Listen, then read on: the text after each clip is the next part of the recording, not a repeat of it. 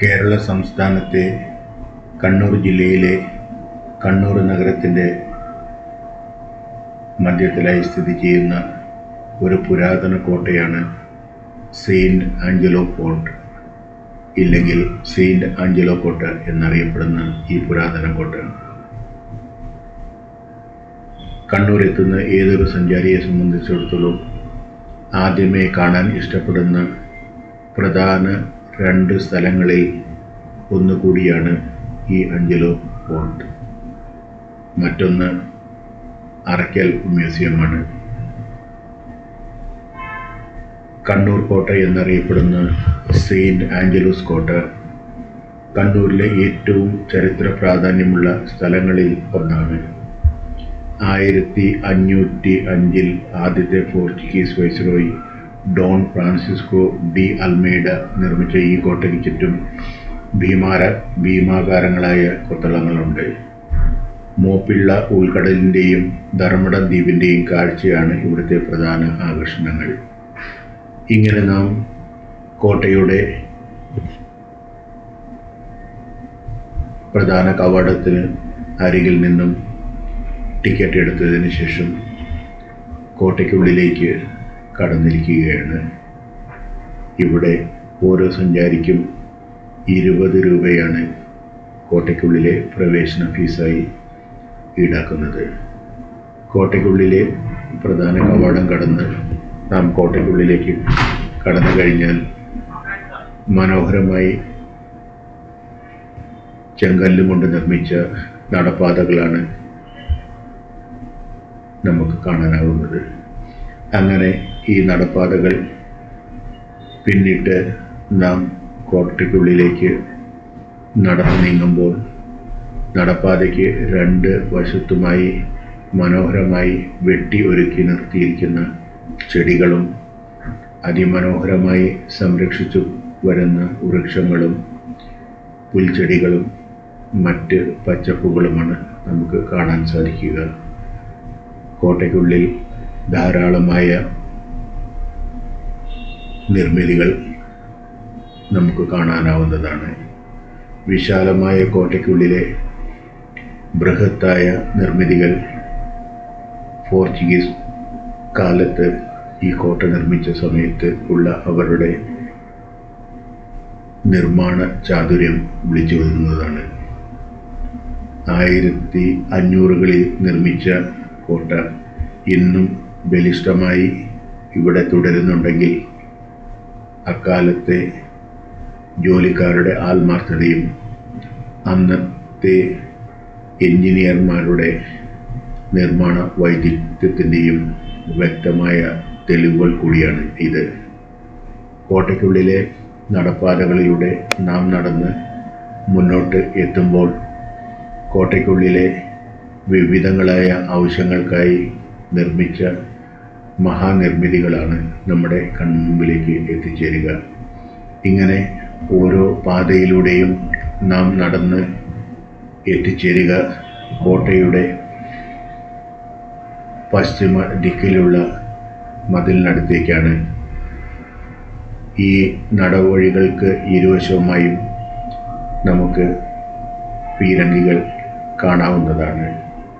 കോട്ടയ്ക്കുള്ളിലെ ആവശ്യങ്ങൾക്കായും ശത്രുക്കളിൽ നിന്നും കോട്ടയെയും കോട്ടയിലെ മറ്റ് സമ്പത്തിനെയും സംരക്ഷിക്കുന്നതിനായി നിർമ്മിച്ച് വച്ചിരിക്കുന്ന ധാരാളം പീരങ്കികളും നമുക്ക് ഈ കോട്ടയ്ക്കുള്ളിൽ കാണാൻ സാധിക്കുന്നതാണ്.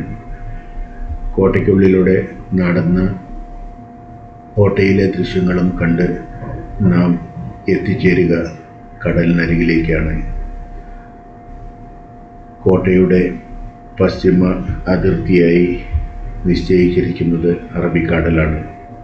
കാരണം 1500കളിൽ കപ്പലാണ് ഗതാഗതത്തിനായി അന്നത്തെ ആൾക്കാർ ധാരാളമായി ഉപയോഗിച്ചിരുന്നത്. അതുകൊണ്ട് തന്നെ എല്ലാ പ്രധാന കോട്ടകളുടെയും ഒരു അതിർത്തി സാധാരണയായി കടലിന് അഭിമുഖമായാണ് നിർമ്മിച്ചിരുന്നത്. ഇങ്ങനെ നാം കോട്ടയ്ക്കുള്ളിലെ മനോഹരമായ കാഴ്ചകളും കോട്ടയുടെ പ്രാധാന്യവും ഒക്കെ ചിന്തിച്ചുകൊണ്ട് മുന്നോട്ട് നടക്കുമ്പോൾ നമ്മുടെ മനസ്സിലേക്ക് കോട്ടയുടെ ചരിത്രമാണ് ഓടിയെത്തുക. സമുദ്രനിരപ്പിൽ നിന്നും ഏതാണ്ട് 40 അടി ഉയരത്തിലാണ് ഈ കോട്ട നിർമ്മിച്ചിരിക്കുന്നത്. 1745-55 കാലഘട്ടത്തിലെ ഡച്ച് കമാൻഡന്റിൻ്റെയും ഭാര്യയുടെയും മകളുടെയും മൃതദേഹങ്ങൾ സംസ്കരിച്ചതിൻ്റെ വിവരങ്ങൾ പഴയ ഡച്ച് ഭാഷയിൽ കുത്തിയ ശിലാഫലകവും ഈ കോട്ടയിൽ നമുക്ക് കാണാൻ പറ്റുന്നതാണ്. പോർച്ചുഗീസുകാരനായ ഡോൺ ഫ്രാൻസിസ്കോ ഡി അൽമേഡ ആണ് 1505 ഈ കോട്ട നിർമ്മിച്ചത്. കോലത്തിരി രാജാവിൻ്റെ സ്ഥലത്ത് 1505 ഒക്ടോബറിൽ കോട്ടയുടെ പണി തുടങ്ങുകയും 5 ദിവസം കൊണ്ട് ആദ്യ രൂപം പൂർത്തിയാവുകയും ചെയ്തു. 158 വർഷമാണ് ഈ കോട്ട പോർച്ചുഗീസുകാർ ഭരിച്ചത്. ഡച്ചുകാർ പിന്നീട് പോർച്ചുഗീസുകാരിൽ നിന്നും 1663 ഈ കോട്ട പിടിച്ചടക്കുകയുണ്ടായി. ചെലവ് ചുരുക്കാനായി ഡച്ചുകാർ കോട്ടയുടെ വലിപ്പം കുറച്ചു. 110 വർഷം ഡച്ചുകാർ ഈ കോട്ട ഭരിക്കുകയുണ്ടായി. 1,00,000 രൂപയ്ക്ക് അറയ്ക്കൽ രാജ്യത്തെ ആലി രാജയ്ക്ക് ഡച്ചുകാർ ഈ കോട്ട പിന്നീട് വിൽക്കുകയുണ്ടായി. ഇങ്ങനെ നാം കോട്ടയുടെ ചരിത്രം ഓർത്തുകൊണ്ട് നടന്ന് എത്തിച്ചേരുന്നത് കോട്ടയുടെ പശ്ചിമ ദിക്കിൽ സ്ഥിതി ചെയ്യുന്ന മനോഹരമായ കടൽ തീരത്തേക്കാണ്. ഈ കടൽ തീരം വിശാലമായി നമ്മുടെ ഈ കടൽ തീരത്ത് സായാഹ്നങ്ങളിൽ വന്നിരിക്കാനും കടലിൻ്റെ വന്യത ആസ്വദിക്കാനും നമുക്ക് ഇവിടെ നിന്നും സാധിക്കുന്നതാണ്. ഇങ്ങനെ നാം കടൽ തീരത്ത് നിന്നും തിരിച്ച് കോട്ടയ്ക്കുള്ളിലേക്ക് പ്രവേശിച്ച് മനോഹരമായി ഒരുക്കിയിരിക്കുന്ന നടപ്പാതയിലൂടെ മുന്നോട്ട് നാം നടക്കുമ്പോൾ കോട്ടയുടെ മറ്റ് രഹസ്യങ്ങളിലേക്കാണ് നമ്മുടെ മനസ്സ് ഓടിക്കൊണ്ടിരിക്കുന്നത്. കോട്ടയ്ക്കുള്ളിൽ ഒരു രഹസ്യ തുരങ്കം ഉണ്ടെന്ന് കരുതപ്പെടുന്നു. കണ്ണൂർ കോട്ടയിൽ നിന്നും 21 കിലോമീറ്റർ അകലെയുള്ള തലശ്ശേരി കോട്ടയിലേക്ക് കടലിൻ്റെ അടിയിൽ കൂടിയാണ് ഈ തുരങ്കം നിർമ്മിച്ചിരിക്കുന്നത് എന്നാണ് വിശ്വസിക്കപ്പെടുന്നത്. സൈനികർക്ക് രക്ഷപ്പെടാനായി ഉണ്ടാക്കിയതാണ് ഈ തുരങ്കം എന്നാണ് കരുതപ്പെടുന്നത്. മാപ്പിള ബേ തുറമുഖവും അറയ്ക്കൽ പള്ളിയും കോട്ടയുടെ അടുത്തായി ആണ് സ്ഥിതി ചെയ്യുന്നത്. ഇപ്പോൾ ഈ കോട്ടയുടെ സംരക്ഷണ ചുമതല ആർക്കിയോളജിക്കൽ സർവേ ഓഫ് ഇന്ത്യക്കാണ്. 2015 കോട്ടയിൽ സന്ദർശകർക്ക് സൗകര്യങ്ങൾ ഒരുക്കുന്നതിൻ്റെ ഭാഗമായി നടത്തിയ ഉത്ഖനനത്തിൽ തേങ്ങയുടെയും ഓറഞ്ചിൻ്റെയും മറ്റും വലിപ്പമുള്ള 1500ഓളം പീരങ്കി ഉണ്ടകൾ കണ്ടെത്തുകയുണ്ടായി. തുടർ ദിവസങ്ങളിൽ നടത്തിയ പര്യവേഷണങ്ങളിൽ 250 ഗ്രാം മുതൽ 9 കിലോ വരെ തൂക്കമുള്ള 13,000 ഇരുമ്പുണ്ടകളാണ് ലഭിച്ചത്. നിരവധി ദിവസങ്ങൾ നീണ്ടുനിന്ന ഖനനത്തിനൊടുവിൽ 35,950 പീരങ്കി ഉണ്ടകളാണ് ഇവിടെ നിന്നും ലഭിച്ചത്. ഇങ്ങനെ നാം നടപ്പാതയിലൂടെ നടന്ന് പിന്നെയും എത്തിച്ചേരുന്നത് കടലിൻ്റെ അരികിലായാണ്.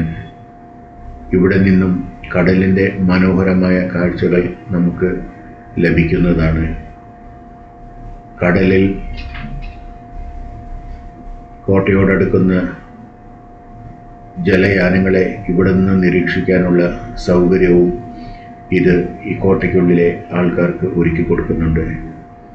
പണ്ട് കാലങ്ങളിൽ ജലയാനങ്ങളാണ് ഓരോ കോട്ടയെയും ഓരോ നാടിനെയും ബന്ധിപ്പിച്ചിരുന്നത്. അവിടെ നിന്ന് മുന്നോട്ട് നടന്നെത്തുമ്പോൾ